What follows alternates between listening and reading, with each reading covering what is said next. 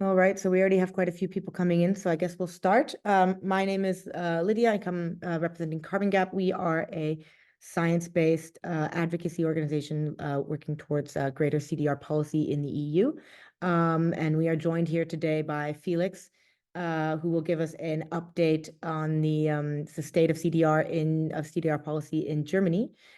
Before that, we are partnering right now with Remove for these updates. So we'll hear a little bit from Rawan as she introduces Remove, and then we'll get on with the content. Perfect. Thank you, Lydia. Hi, everyone. I'm Rawan from Remove. For those of you who don't know, Remove is a nonprofit organization that focuses on helping CDR startups with our accelerator program. And we also build CDR ecosystems and work on creating policy that enables the whole CDR ecosystem globally. So far, we've helped 120 plus startups in CDR in Europe, and we're looking to expand to India as well by the end of this year. So in case you haven't heard of us before, stay tuned on our LinkedIn page at Remove. I'm very excited to be collaborating here with Carbon Gap and Felix on our quarterly policy update. Thank you. And I just want to add before I give it away to Felix that if you have any questions, please put them in the chat, and then we will open it up to conversation, to questions after Felix is done presenting. Thank you.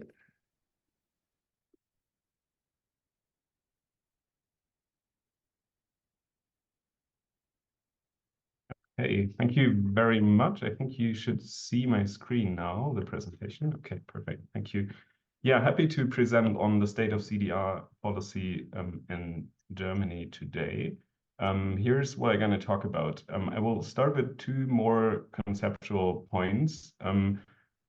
One is that CDR spans multiple policy domains. It's not only climate policy. And then very briefly on definitions and terminology. And I will then talk a little bit about CDR policy, target strategies, and policy instruments, and then conclusions and outlook.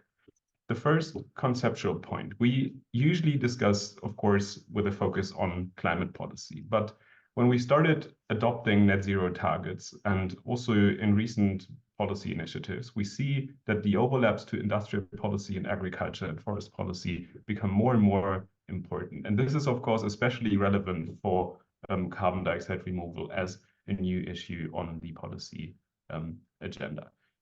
We all know that climate policy has long been a lot about conventional emission reductions. And now that we talk about net zero, the interfaces with industrial policy and agriculture policy become more and more important. It's carbon farming for agriculture policy and carbon management for industrial policy. I know you all know this, but I think it is important to kick this off like this, because when we think about CDR policy, we way too often just think about climate policy, and it is not only climate policy. I think I don't need to go into the details what these three elements do in particular, just to mention that conventional emission reduction is about reducing the gross greenhouse gas emissions that are released into the atmosphere, and carbon management and carbon farming are also about managing the flow. So it's also about carbon dioxide removal. And that is basically the main conceptual point I want to make. When we think about carbon dioxide removal policy, it is really at these interfaces of carbon management and carbon farming where we have to watch out for dedicated CDR policy and also implicit CDR policy. Personally, I don't think that we will see a strong CDR policy pillar as part of climate policy or something like that, but we will move towards a structural integration, and not only in the architecture of climate policy, but also thinking of industrial policy and agriculture policy. I'm saying this at the beginning because my sense is that the CDR bubble is way too much focused on climate policy and not only a specific part of the bubble. It also includes us as researchers and think tankers. I think this is something that we should spend more time on. The second conceptual point is on definitions and terminology. And I know that all of you here are pretty sure, I'm pretty sure that you all know that CDR is about removing CO2 from the atmosphere, having net negative balances at the end. But as I've heard several CDR startup pitches, I wanted to raise it here again, because sometimes there is a confusion between carbon capture and utilization and carbon dioxide removal. I think we really need to make sure that carbon dioxide removal is about storing the CO2 for a significant amount of time. Using the CO2 removed from the atmosphere for e-fuels, for example, is not really carbon dioxide removal, and I think we really need to consider this. There is some confusion also among policymakers. I think it's really important to be specific when we talk about CDR policy, that we don't talk about CCU as e-fuels, for example. It can, of course, be part of the trajectory towards CDR, towards scaling up CDR, but we have to be explicit about that this is not then a CDR at the beginning. This brings me to the emerging CDR policy. So what do we see on targets, strategies, and policy instruments in Germany? I guess most of you are aware that the Climate Change Act adopted a greenhouse gas neutrality target for 2045, and we have a negative emissions vision in there that from 2050 onwards we will achieve net negative emissions in Germany. On the right-hand side, you see a figure published by the Environment Ministry, and if you look at there on the right, you see it is quite ambiguous about the amount of residual emissions and also the amount of carbon dioxide removal. This number is not really specified yet, and specifying this number will be part of the ongoing CDR policy, as I will explain in a second. We have already carbon dioxide removal targets for the LULUCF sector. We have targets for 2030, 2040, and 2045, reaching up to minus 40 million tons in 2045. If you look at the figure on the right-hand side, we really need to focus on net numbers here. So it's about net removals in the LULUCF sector. And the yellow dots in this figure, sorry if it's too small, but these are the net numbers. And we are currently emitting more CO2 or greenhouse gases in the LULUCF sector than we will remove. So achieving the target for 2030, but also for 2045, will be very, very challenging. And we will discuss more and more about how to actually achieve these numbers and what happens if we don't achieve these numbers that are already part of the Climate Change Act. There is also, and just recently adopted, targets or a mechanism for new targets on technical things. And don't ask me how to define technical things. It's not really defined in there yet. So there is still some discussion going on how to understand Article 3B it is. And there, the idea is to define targets based on a long-term strategy. I will talk about that in a second. But targets for 2035, 2040, and 2045. And I think this is really an important mechanism because it would set up some kind of upscaling mechanism for CDR technical things in Germany.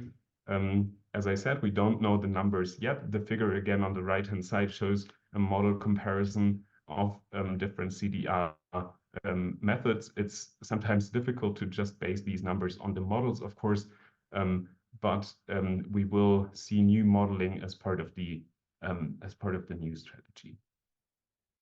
There are basically in Germany two policy strategies that are relevant for CDR policy. The first one is the carbon management strategy. It is not like at the EU level where carbon management really deals with all three elements, CCS, CCU, and carbon dioxide removal. But the carbon management strategy in Germany is much more focusing on CCS and CCU in the industry. But this is, of course, relevant for CDR since CCS is part of some process chains.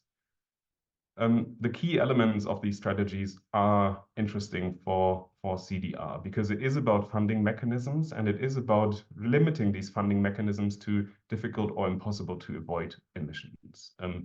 The strategy deals with enabling CCS, so changing the law and enabling also CO2 export from Germany. It's currently forbidden, so the current government is working on that. And very contested CCS and gas-fired power plants would be allowed, but not subsidized as part of the strategies. Coal-fired power plants would be excluded. In terms of storing CO2, it would only be offshore, but the states would provide it with an option for opt-in, but it's very unlikely that we will see onshore CCS in the near-term future in Germany. And also, this would also be relevant for carbon dioxide removal, of course, the CO2 transport network or infrastructure. The CO2 pipelines would be privately owned. This is part of the strategy as it stands now. There are multiple open questions. One is, how is the strategy linked to other strategies? We have strategies, processes on circular economy, biomass, and the long-term strategy for negative emissions. Sometimes it is not really clear how these processes are interlinked. So there is a lot of room for improvement, I think, on this. Then the question of timing, we've been waiting for this strategy for quite some time. It is relevant for the carbon contracts for difference. So here, especially companies are really waiting for this strategy to be published. And the key political issue, I think, in the public debate really is CCS and gas-fired power plants. So I see quite some struggles ahead throughout this year still on this topic. But more relevant for CDR policy is, of course, the long-term strategy on negative emissions. And I mentioned this mechanism already for setting the targets for 2035, 2040, and 2045. And in the strategy, it's already also indicated that they would try to say something about the 2060 target. I think this would really be a step forward if we get countries to think about what happens after the net zero year. I think this really is an important step for CDR policy, but we will have to see how this would turn out as part of the strategy. For now, we don't really know results of the strategy. It's more like a working program. It's about evaluation of methods, governance and legal framework, economic incentives, and research and development. And here again, there are, of course, open questions. Again, the link with other strategies. How are carbon management and long-term strategy on negative emissions interlinked? I think especially these two, it's very important, but also when it comes to biomass, for example, if we think about BECCS or biochar or other options, the link to biomass is, of course, very important. This mechanism on the targets that I mentioned includes a timing saying that the targets would be proposed by 2024, so this year. This is very challenging, and I'm not that convinced that this will work out as planned. Let's see, especially because, and this is linked to the politics of the process, now that we have this mechanism for technical things, as they call it, the amount of residual emissions in 2045 is not really specified. So we have an open variable on how to achieve net zero in 2045. And this will be one reason why we will see political discussions as part of the government coalition in the German Bundestag, but also the opposition parties, of course. So I wouldn't be too surprised if these numbers are not defined this year or in the election year next year. So let's see what's coming there. This process is, of course, very relevant for policy instruments. That's my last point here. It's very early in the discussion on policy instruments, and I would say it's less progress than at the EU level. So still some work to do. There are ongoing processes that are worth mentioning. I think it's the second round on CDR research funding from the Ministry of Education and Research, where I think also for startups, it's worth reading the fine print, where they announced that they are considering opening a second funding line that also covers demonstration and pilot plans for technologies that are higher up the TRL level. So there could be a new funding line that could be relevant for those working on the technologies. And then, of course, as I mentioned, the carbon management strategy and the action plan on nature-based solutions for climate and biodiversity. As many other processes, it was affected by the budget constraints we saw in Germany recently, but still there is CDR support going on as part of this process. And this is one of the key areas where what I mentioned at the very beginning, where climate policy and agriculture and forest policy are really interlinked. And I think we as a CDR community need to focus more on this kind of processes. The long-term strategy and developments at EU level are expected to raise the profile of CDR. And I think really the next step in CDR policy in Germany, but also other countries, is how to design results-based instruments. So if you remove a ton of CO2, how to incentivize that. I think it will be challenging in Germany to establish such an instrument, and maybe it's more likely that we will see something at the European level. In general, I think it's interesting to see how countries deal differently with this issue. We have new developments in the US, of course, but also other countries. So I think comparing what's going on the ground in different countries is important. Finally, conclusion and outlook. 5 points. I think there is no one-size-fits-all policy. We need to differentiate between the methods, and we need to look beyond climate policy. Again, I think it is important to reiterate that CCS and CCU, not necessarily CDR, we have to avoid secondary lock-in dynamics where we sort of design policy instruments that incentivize direct air capture, but is then only used for e-fuels and not for carbon dioxide removal. I think this is a risk as part of CDR policy. And I'm not saying this only because I think it is important. I think it will also be important in the communication to policymakers because they are aware of this problem. And I think we really need to be open and transparent about this. In general, a rapidly evolving policy area, not only in Germany, of course, but we see the targets and we will see the discussion on net negative emerging. I think that might be different to other countries where the beyond 2050 or beyond 2045 is not that prominent. And then the next step will be result-based incentive structures. I should again say that EU policy making is very important. It is really pre-structuring how climate policy is being done in Germany. The governance architecture from 2031 to 2040 will be key for German CDR policy as well. It's not only the ETS integration, this question that is so prominently discussed, but it's also about what happens to the effort sharing regulation, what happens to the CF regulation. This will really pre-structure what's going on in Germany and other member states. And I want to conclude with one final thought on the challenge of the target design. That is something that we discuss in Germany, but also in the European Union, of course, how to limit the extent that CDR can contribute to meeting mitigation targets, but at the same time designing policy instruments that provide incentives that go beyond this amount that is limited for the mitigation targets. I think this is a dilemma that is really challenging to solve. There is no clear solution for this in Germany yet, and I don't see one at the European level, but I think this is one of the key questions we should all work on. And with that, I'd like to thank you. One final remark. In, I think, 2 weeks' time, there will be the release of the State of CDR report. I call it the chapter on policy and governance in there, and we will provide some updates on the first version. And I think this would be a new opportunity to discuss on what's going on in Germany and other countries, etc. So now I'm looking forward to this discussion. Thank you. Excellent. Thank you very much, Felix, for a very concise and detailed look at the policy. I want to start off while we get more questions in the Q&A with a brief question of how you think Germany compares perhaps to other member states in terms of the progress it has made on CDR policy. Yeah, it was very reluctant in the past few years, and now with the strategy, it really gained traction. So like until 3 years ago, it was really sort of seen as if we address CDR as an important element of climate policy, it's like agreeing that we failed in climate policy, that we need now removals. And that changed. So I think really adopting the net zero target as part of the climate law changed and led to acknowledging that there will be residual emissions. Yeah, I think the notion of having separate target is very prominent in Germany.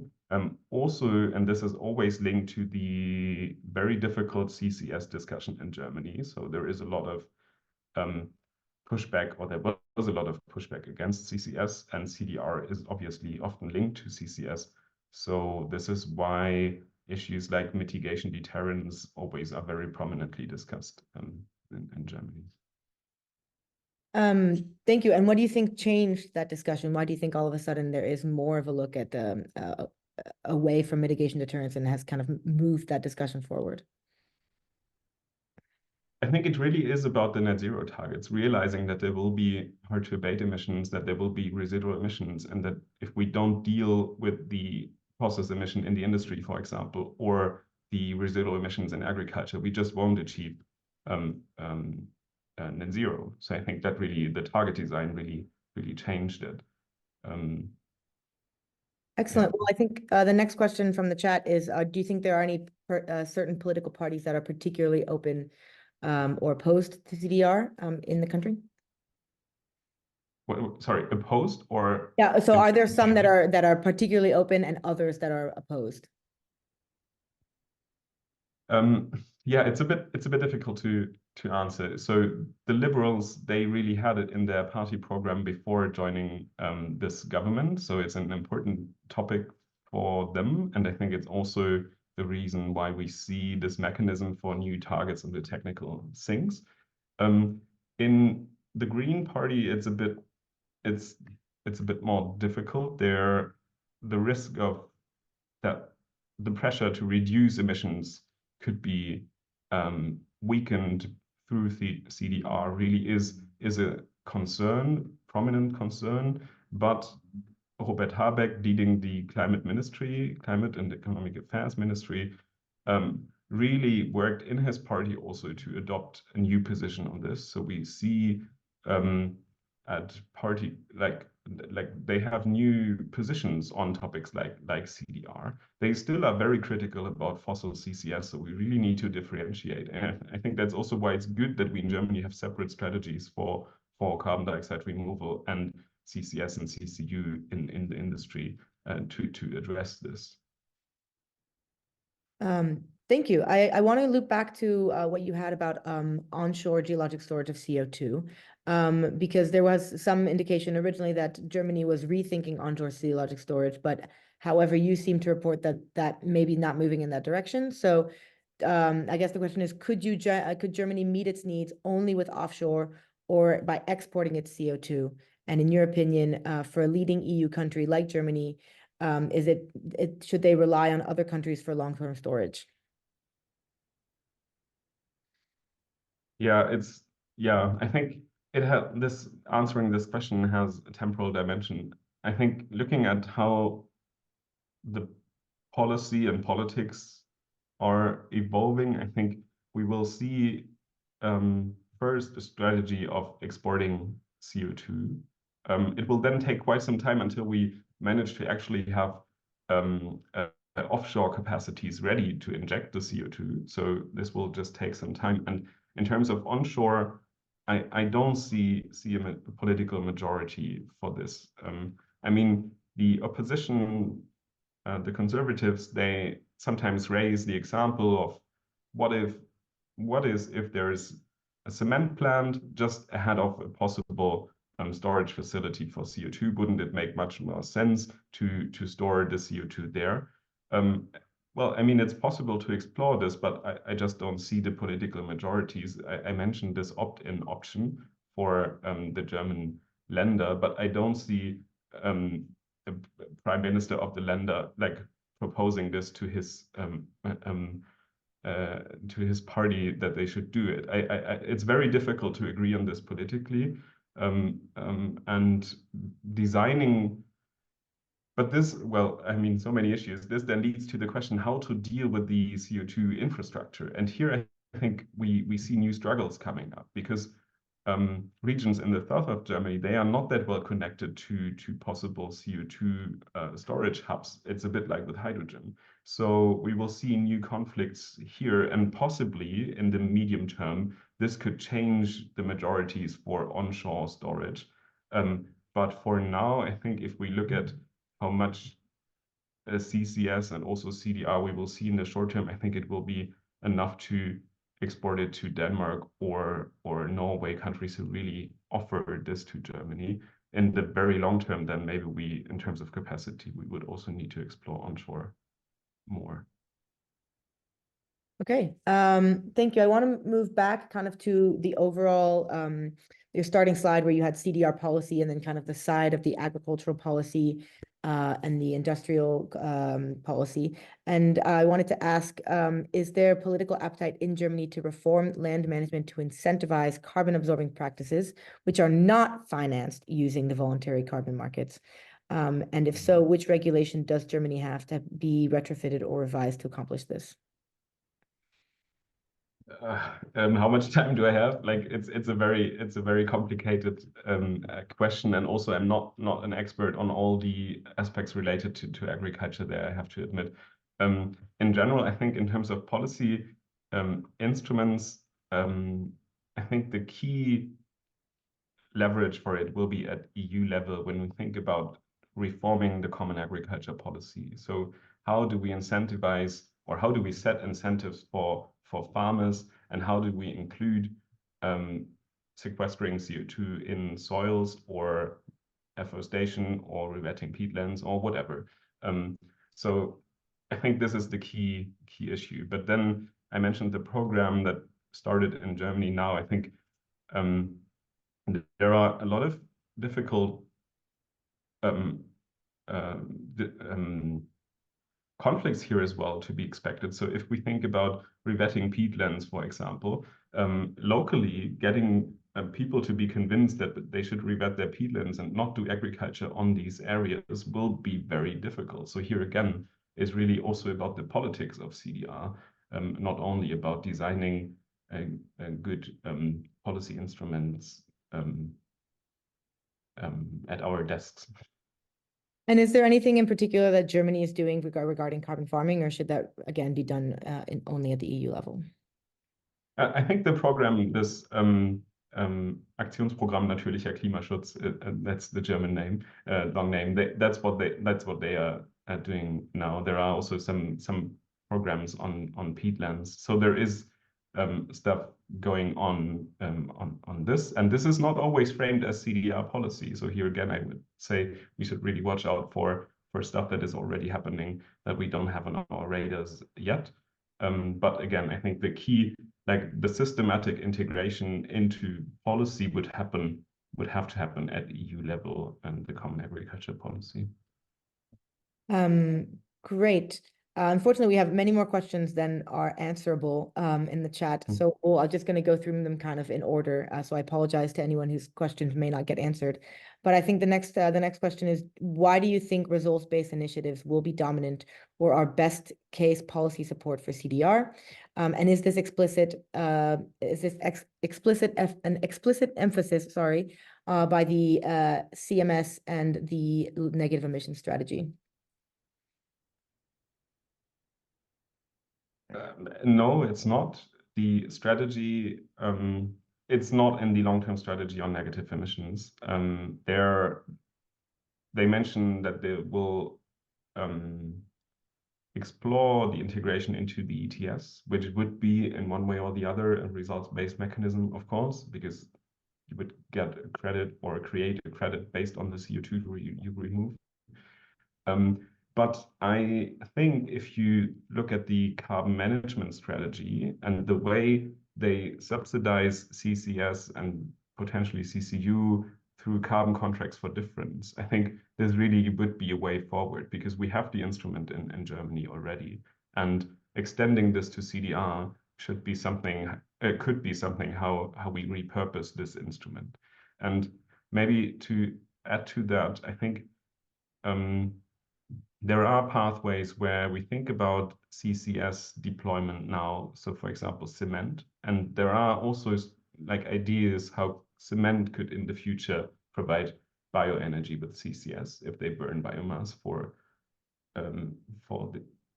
their processes. And I think this is something that we really need to take into account. So for example, one could really incentivize projects that say, oh, we do CCS now, and in the future, we commit to provide this amount of CDR through our processes because we changed to biomass or something like that. This could be any other process, just as an idea. I think as some kind of CDR premium, if you commit to do CDR in the future with your CCS infrastructure that you build now, I think this really could be something how the existing policy instruments could be used. But as I also said, it will be difficult to agree them. It will take some time, and maybe it's more plausible to assume that the innovation fund at the European level, for example, will be modified in a way that it will be result-based. Maybe this is like something that we will see sooner than a result-based instrument at the German level. Excellent. Unfortunately, we are out of time. No, we're not. It's only it's 4 o'clock. I misread the clock. My apologies. Next question. What are the near and medium-term prospects for marine CDR policy in Germany? You talked a lot about the agricultural policy, but maybe not the marine side. So if you could cover that a bit. Yeah. that's maybe my bias because I'm not working that much on marine CDR, but there are experts, my colleague Miranda Böttcher, for example, working on marine CDR and policy initiatives in general. I think it's similar to terrestrial CDR if we want to do this distinction, but a bit earlier because most methods are lower in terms of TRL. So I think it will just take bit more time, but I would say we need to design policy instruments in a way that they can be open for new methods. And this not only applies to marine CDR, but also to other CDR methods that we are maybe not yet aware of. I think this is important when we think about the CRCF at the European level. This is important when we think about the LULUCF regulation and what kind of removal methods can be accounted there. And there is a window of opportunity in the LULUCF regulation revision that is coming up in 2026, I think. They already mention, I think it's blue carbon or something like that. So there is a little link that you could make for marine methods there. And I think it's important to keep them open, although my sense is, but I could also imagine people seeing that differently, that the appetite to include it is a bit lower compared to terrestrial CDR.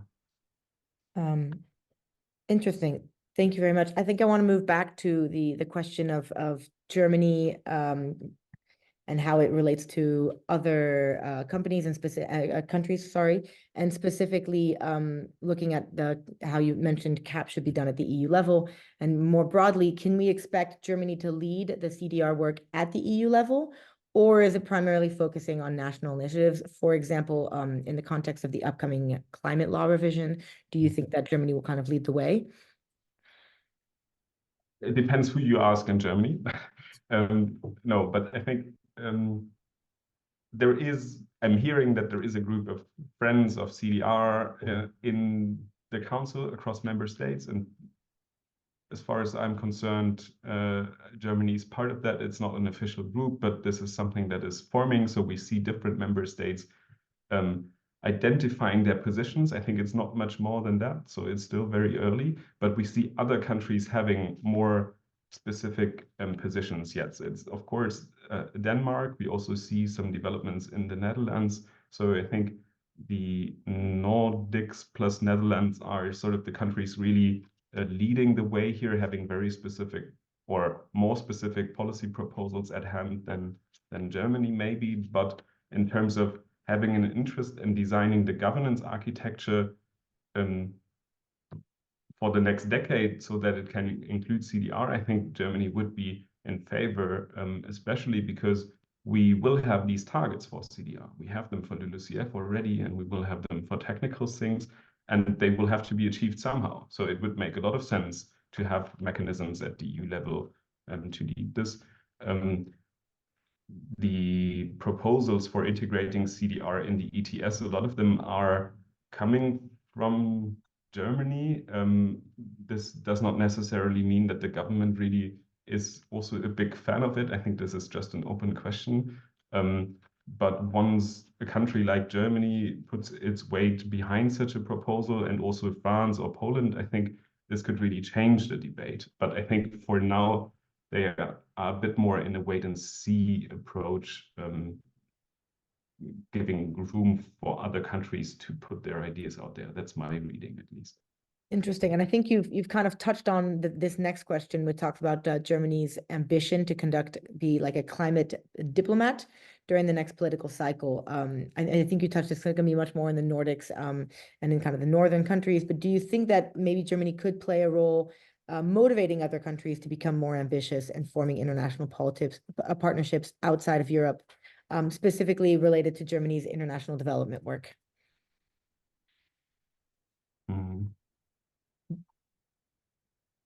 Yeah, I think so. I mean, Germany is part of the Mission Innovation, for example. That's the first thing I can think of as a concrete initiative where we see efforts of promoting CDR. CDR could, of course, be linked to other initiatives, but it will always be, it will only work if we can say, if the German government can say, we are already doing our fair share of removals. And the complicated question is, what is a fair share of removals? It's complicated within the EU, what the fair share for Germany is, and it's even more complicated if you look at the international forum. So I think promoting CDR in a way, oh, let's join our forces, I think that would always work on, you know, on a rhetorical level, but in terms of like committing, like bringing other countries to commit to specific CDR contributions, that would always rely on whether they perceive Germany as achieving its fair share. And yeah, I think this will be a quite contested discussion. Thank you. So I think moving kind of on still on the role of Germany in terms of its leadership, do you, considering the current political constellation in Germany and difficulties on moving the position regarding CCS versus CCU, do you expect Germany to take leadership policy on the well, we kind of answered this already, but more specifically, we see an industrial carbon management, on industrial carbon management, a recent joint statement for European sustainable carbon policy package pushed by France, Czech Republic, and the Netherlands and Ireland, without Germany. So do you see Germany kind of entering into that role, and maybe, moving in that direction? This was, yeah, I just try to look at the name of the package again. I think I haven't heard about this one, maybe because Germany was not part of it, I don't know. But you know, we are now at a time just before the European elections where countries try to position themselves in terms of forming new alliances, not only countries, also parties. And we see several of these announcements now. I would have to look at this one to see whether or why Germany didn't join this one. Maybe because nuclear was part of it. That's because France was in there. That is the most likely the case. But anyway, maybe linking it to a broader point, we don't know the majorities after the European elections yet, and also we don't know the strategic agenda of the new European Commission, and then the majorities in the European Council. So I think this really is an open issue, with Poland and Denmark having the council presidency just after Hungary. I think there is a window for initiatives on CDR policy. Whether there are majorities, that's maybe a different question. Thank you. So kind of still in the European policy sphere, do you expect the CRCF to significantly contribute to German climate targets, or will the VCM still play a role? So kind of moving away from the diplomacy side more to the markets. Yeah, we will have to see how the CRCF actually works. I think there are a lot of open questions. How these certificates can actually be used in the EU governance architecture, but also in member states in terms of credits. That the discussion on credits in Germany is a bit like the one on CCS. It's a bit of a toxic issue. Relying on some kind of credits to achieve climate targets is contested in my view. And I'm not sure that the CRCF will solve this and lead to a situation where we really include this in achieving our mitigation targets. Also, I mean, one could also argue maybe we don't need the CRCF because we will have new guidelines from the IPCC in the future, and we just do the accounting based on this.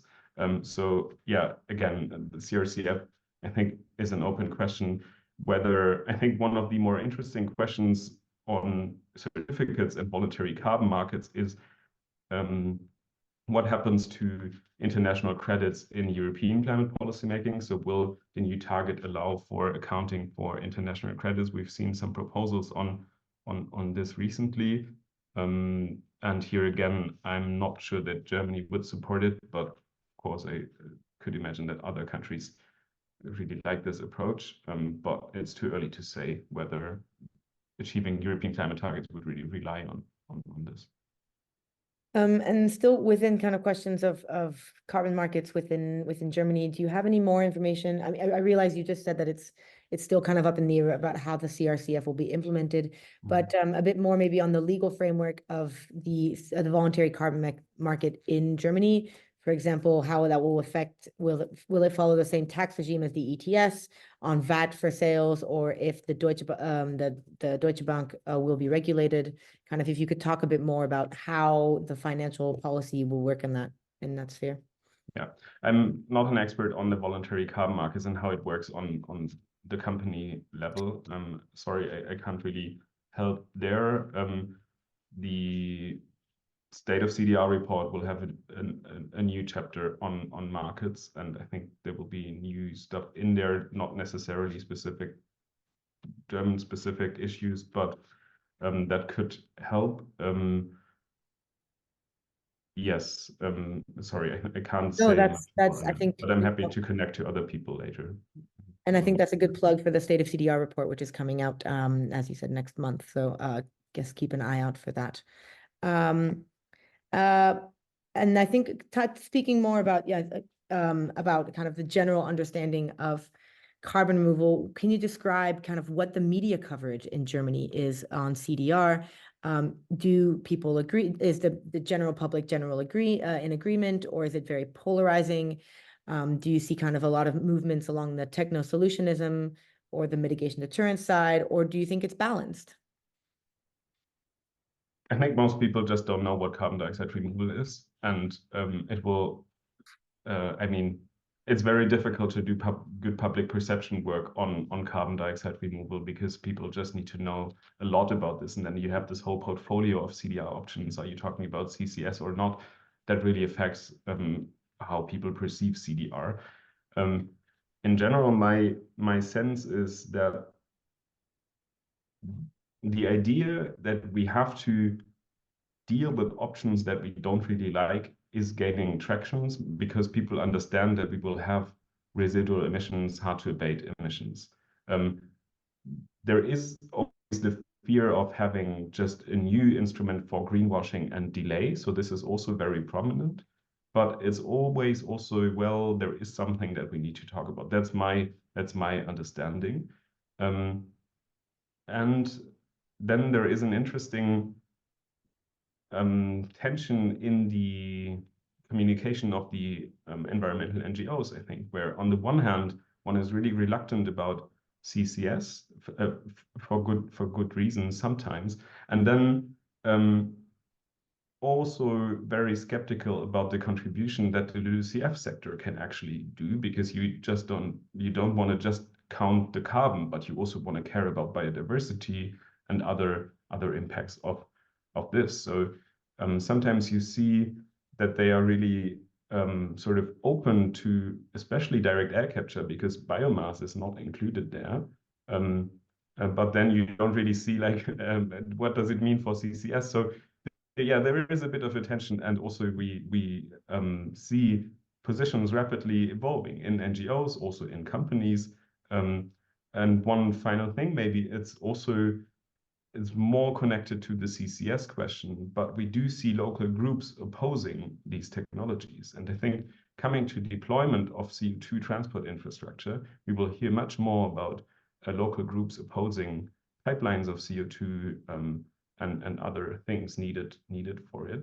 And this, I think, is a risk for carbon dioxide removal as well, at least if we want to scale up the technology at levels that we see in the models right now.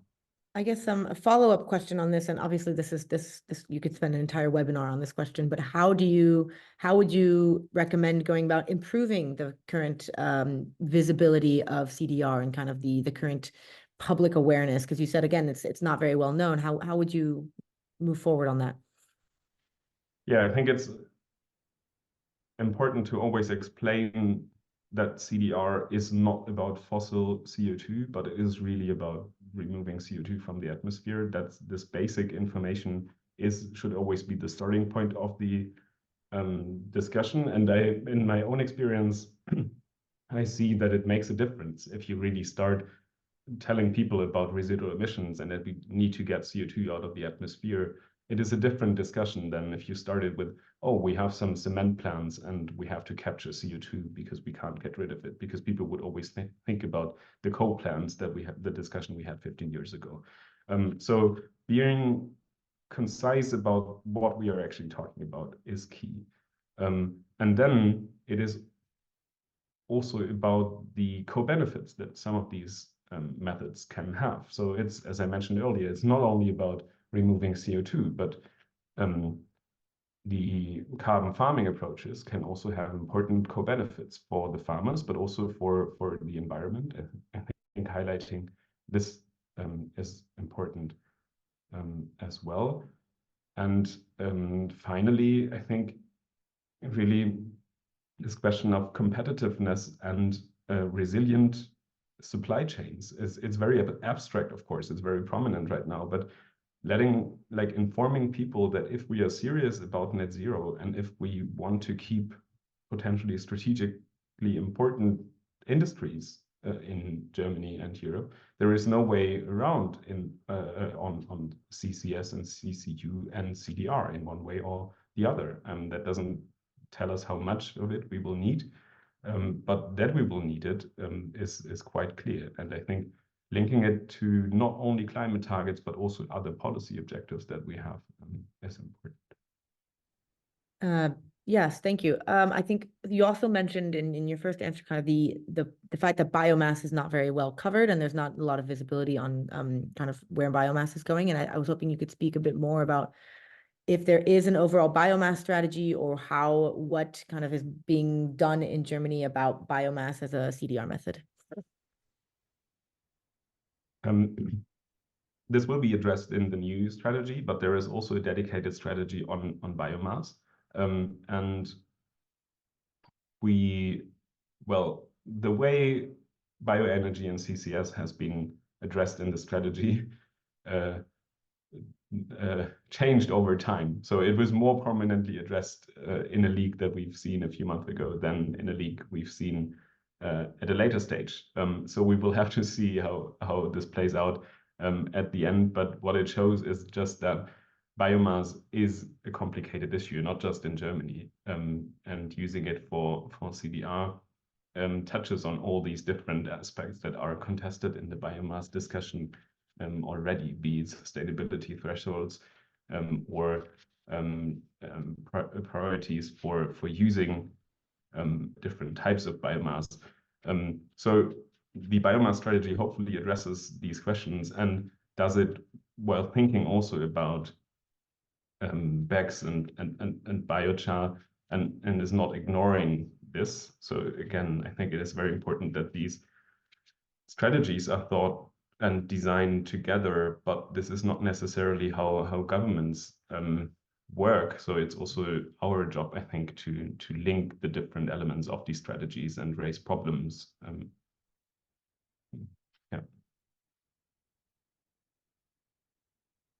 Could you speak a bit more to kind of the issues around biomass and where you think maybe Germany is leaning in that direction, or in terms of in the upcoming policy, if you know?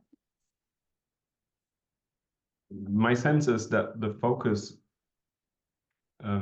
would be on what sometimes is framed as no regret options. So where biomass is already burned today. So for example, waste incinerators, where we have a biogenic share in the waste. And if you capture the CO2, you could account for, at least in part, BECCS.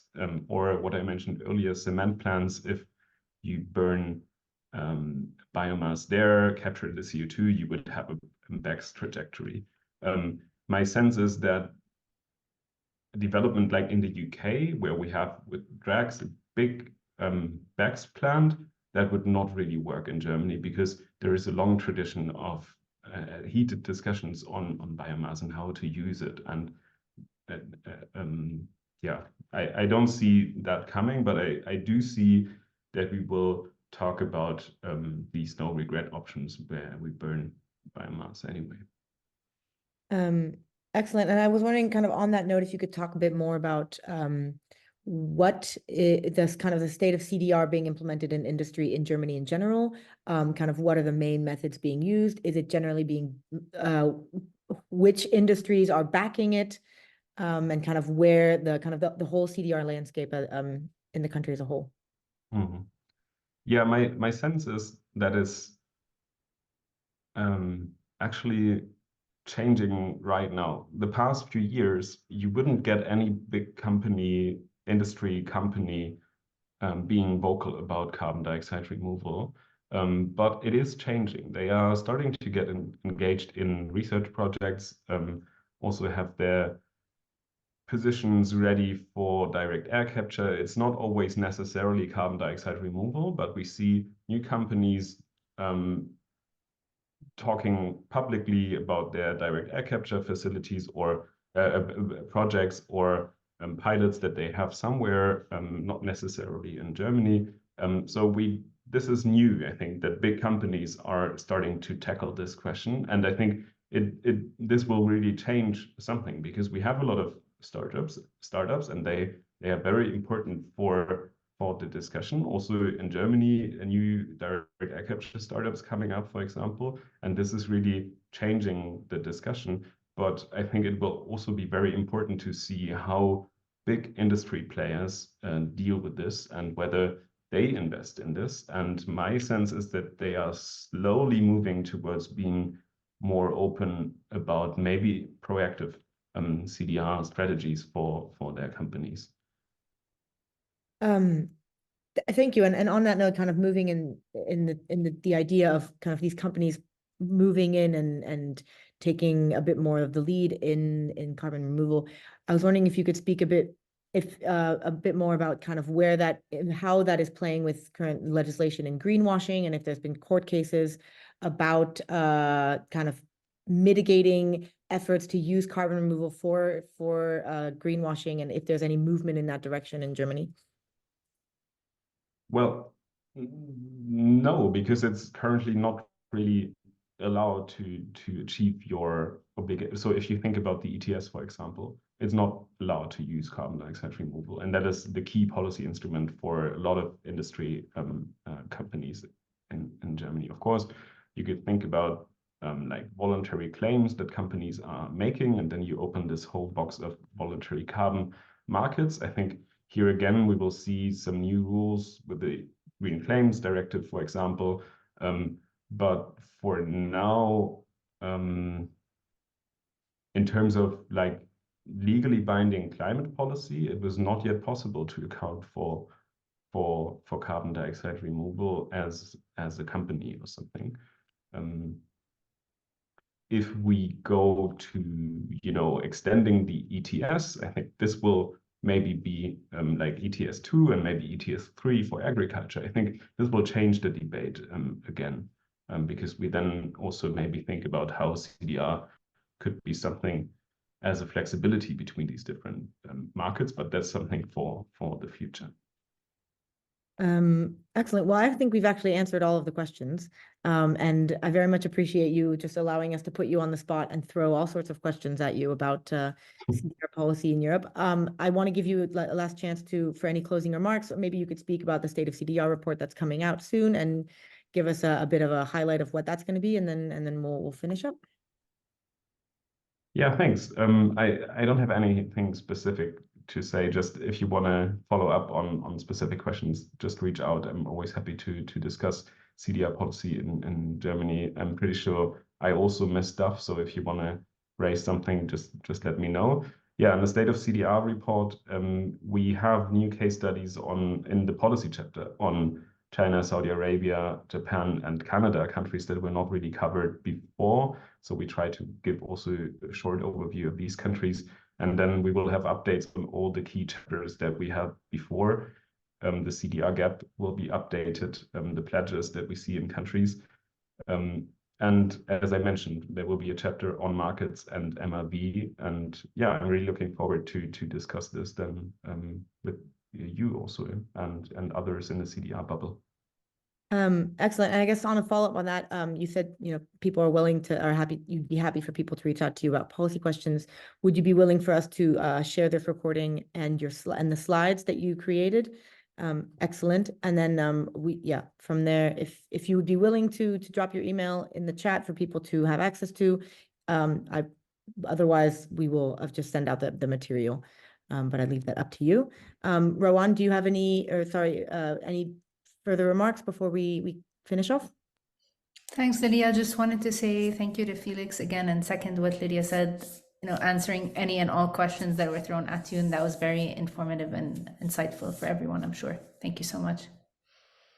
Great. Well, thank you very much. We're finishing a few minutes early, which is great, giving everyone that time back, and very much appreciate, Felix, you coming in and just speaking about anything and everything CDR in Germany. So thank you very much. All right. Thank you. Have a nice day. Bye. Thank you.